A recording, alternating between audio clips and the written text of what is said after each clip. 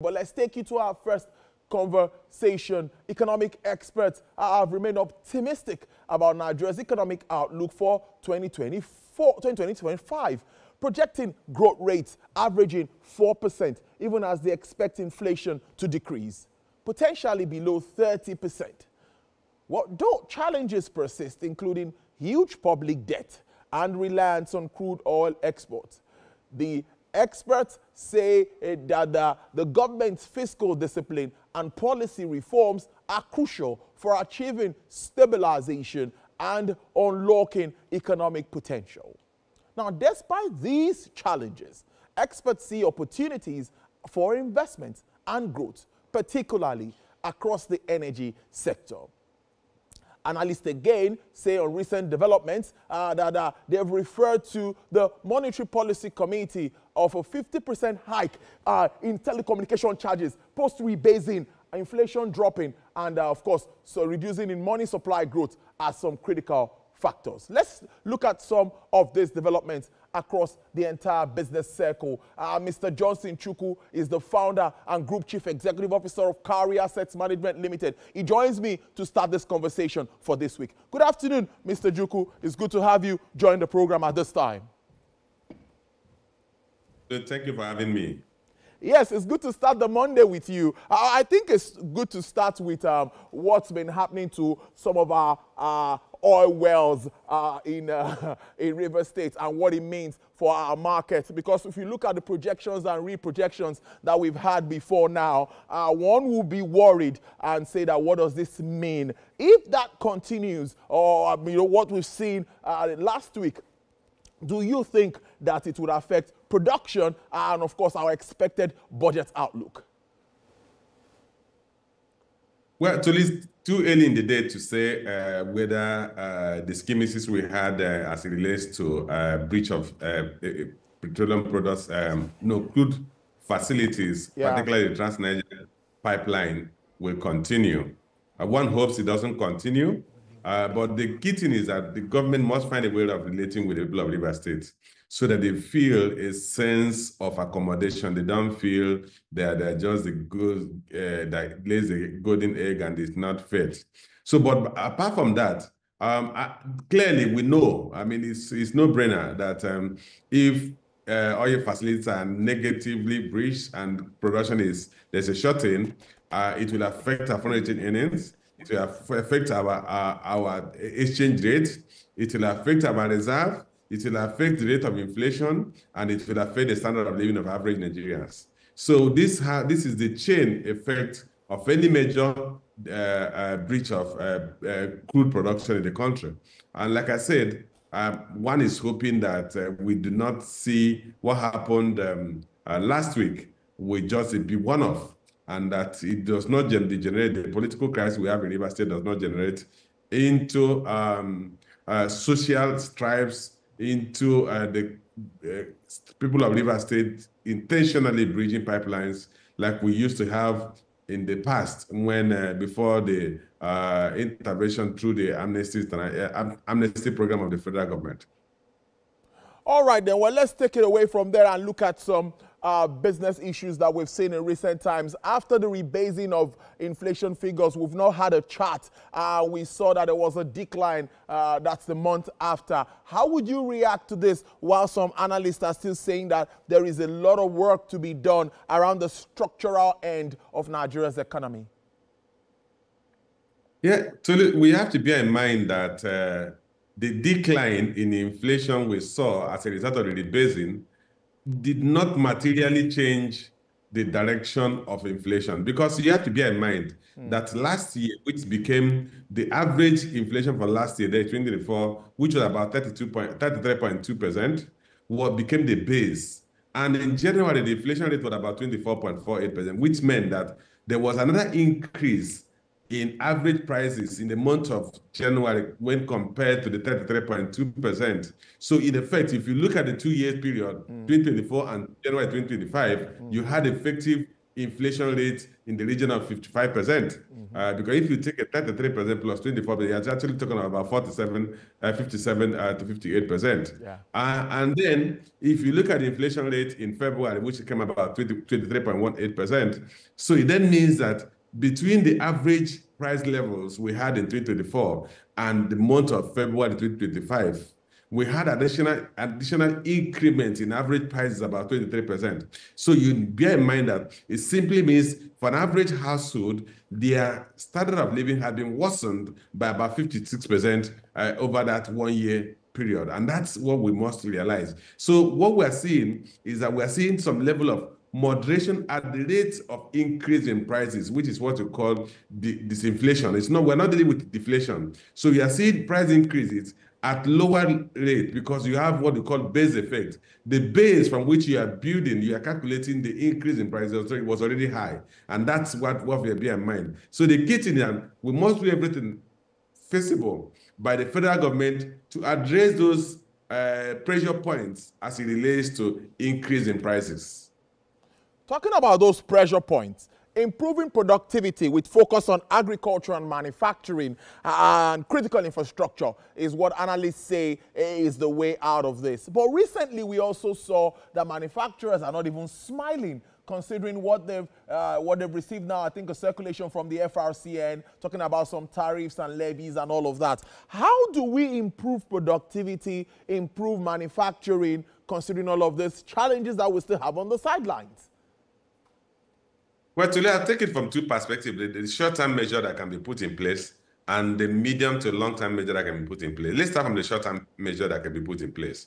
One of the shortest routes to moderating inflation is addressing the issue of food production. If you look at the moderation we saw in February, it was because food inflation dropped about 23.58%.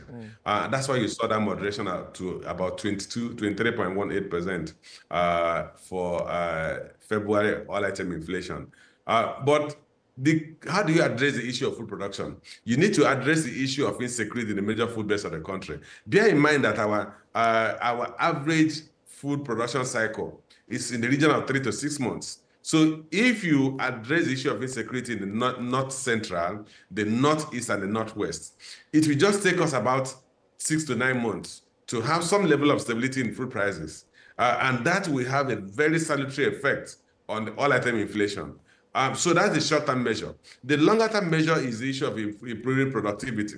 The other thing we need to do is stabilize crude production, possibly increase crude production. Unfortunately, the direction of crude production has been very unstable. We see this month you have an increase and the next month you have a decline. If we are to successfully increase crude production at an average of about 1.8 million barrels a day, you're going to see further stabilization in the exchange rate and possibly an appreciation of the exchange rate. An appreciation of the exchange rate will lead to a reduction in price of imported items or import-induced inflation. So that will be another way to bring down inflation. Then the third part of it is increasing productivity, which will mean we're going to increase the level of production of the manufacturing sector. For you to do that, you have to see increase in demand, lower cost of production, which will make those productive activities more efficient. And that you're talking of power supply, improving transport infrastructure supply. Those will take a longer time to achieve. But let's even start from the what you call the low-hanging fruit, addressing the issue of food production in the country. That's a big one. But we're in touch on manufacturing, which I want you to give us. What are those quick wins for Nigeria's manufacturing sector, considering the challenges they've faced with time? We've seen in recent times manufacturers have had to grapple with the FX issues. They've had to grapple with issues of energy shortage and, of course, increasing energy prices and all of that. So as they try to get out of all of this, are there quick wins for them? So it's difficult to objectively say they are quick wins for the manufacturing sector because the factors that are affecting the manufacturing sector are multifaceted and multifarious. One is that you have to look at the issue of exchange rate, availability of FX. One, the rate at which that FX is assessed by the manufacturing companies. Bear in mind that government have deregulated the foreign exchange market. What that means is that we must have an environment where exchange rate appreciates based on the interplay of market forces. For that to happen, you have to see a material increase in crude oil production that will lead to an uptick in foreign exchange earning and improvement in our reserve. So that cannot be described as a low-hanging fruit. Secondly, is the issue of availability and cost of credit. Today, to go to any bank to borrow, you need to be ready to pay the region of 25 to 30%, or maybe some instances sometimes as high as 35%. So you need to ask yourself, at such high cost of funding, what can I produce given my asset conversion cycle? And the manufacturing sector have a long asset conversion cycle on the trading businesses. So that's availability. The cost of credit is important. And then you look at the availability of credit. Today, the banks have to bear a 50% cash reserve ratio, which means that the available credit, available liquidity for lending is very not strong. And that's why the banks are also charging more to cover the costs of the funds that are still aligned with the central bank. Then you look at the third factor, the issue of infrastructure supply. You're not going to wake up in the morning and see that you now have irregular power supply, and the manufacturing companies are buying power on a stable basis, and the cost of that power, which unfortunately have increased, it's also relatively cheap. Or that you're going to build gas infrastructure to evacuate gas and supply gas to the manufacturing companies on a regular basis and at relatively cheap costs. Or that you're going to build the logistic infrastructure, the seaports, that will allow for easy evacuation of imported goods so that they don't bear demurrage costs or for exporting those goods. Or you're going to build the rail lines that will evacuate manufactured goods and raw materials from the ports or from the factories to the ports. So these are things that will take a longer time to do. And that's why I said it's difficult to objectively say that they are low-hanging fruits for the manufacturing sector. But with that, the logic we have to be in mind that, like they said, the best time to plant a tree was 10 years ago, to plant a tree was 10 years ago. The next best time is now. Let's start with the heavy lifting, address the infrastructure supply, address the issue of availability of FX and cost of FX, address the issue of availability of credit and cost of credit, and then address the critical infrastructure supply, power supply, transport infrastructure, logistic infrastructure, and then deal with the issue of policy environment. Interesting conversation as always with you, Mr. Chukwu. You know, I always like to tap into this. Now, experts still predict that inflation would decelerate. Now, that's across the African continent, now, not just Nigeria. And there's a forecast of about 8.6% in 2024 and 7.2% in 2025. But my question really would be, the impact of a strong dollar on Africa's currencies in 2025, and of course, geopolitical issues that we face. Where do we stand as a continent? And of course, Africa's most populous nation, Nigeria. Yeah, you know, Tolu, it's actually cannot be assumed as we speak now that dollar will remain strong, given the kind of policies that the U.S. president is pushing. Some of those policies may actually lead to weakening of the dollar because you may see countries dump dollar or stop massive investment in the U.S. Treasury instruments. But back to African countries as it relates to lower inflation figure. We've seen some countries that actually had very high inflation figures seem to have turned the corner. Ghana, for instance, we've seen a reasonable moderation in inflation rate in Ghana, and that applies to a number of African countries that had high inflation rates in previous years. But beyond that, how the global macroeconomic environment will affect African countries will depend on the nature and the structure of each African country's economy. Take, for instance, those are the export countries, crude oil exporting countries. Depending on what happened in the crude oil market, there is still expectation that crude oil prices will moderate significantly this year. So countries that are major exporters of crude may realize that their foreign exchange earnings is weakened, and that will mean that they will have higher exchange rate and higher inflation rates. For countries that are exporting other commodities, their fortune may be different. But like I said, all countries will be affected differently. Take, for instance, a country like South Africa. They're already having a spat with the U.S. government. And the U.S. is saying they're not going to support any form of financial support to South Africa. And this may degenerate into some level of imposition of tariffs that could affect South African economy. A country like Egypt Clearly, with what is happening in the Middle East, the U.S. government will continue to curry the favor of Egypt, and will continue to support Egypt in terms of financial and donor support. So you may see the Egyptian economy and currency strengthen and inflation moderate. So we have to take each country on a case-by-case basis. Nigeria's case we've discussed extensively. It depends on what will happen to our crude oil production, what happens to oil price, that will determine what rate inflation direction we will achieve this year. But bear in mind that we're dealing with a rebased inflation data, and that we're using a base that was 33.2% in 2024. So any increment will be an increment above what it was, what the prices averaged last year. Finally, let's touch on the tax reforms, which we've seen, we can say commendable improvements, or it's gone a bit further than where it used to be, the hearings and all of that. What impact do you see that having, complementing what is happening on the monetary side?